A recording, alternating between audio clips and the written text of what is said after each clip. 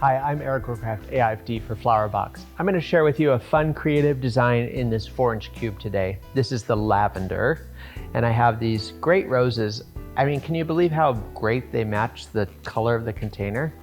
So I'm going to do something a little bit more contemporary, utilizing a tall rose to begin with, and then bringing roses downward to carry your eye down, and then pulling your eye forward to create a nice focal emphasis. I've got a little bit of Nandina foliage. It's one of my personal favorites, and I just love the sort of form that it creates.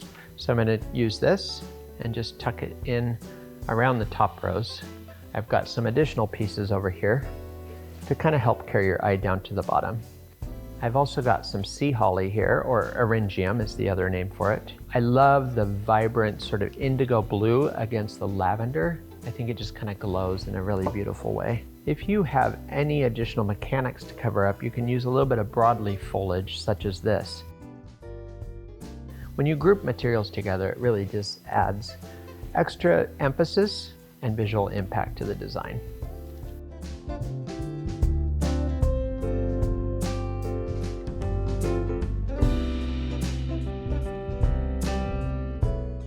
So you can see that a flower box like this is really great because you can utilize it for, let's say, a hand-tied bouquet, but you can also utilize it for a more contemporary, simple design like this.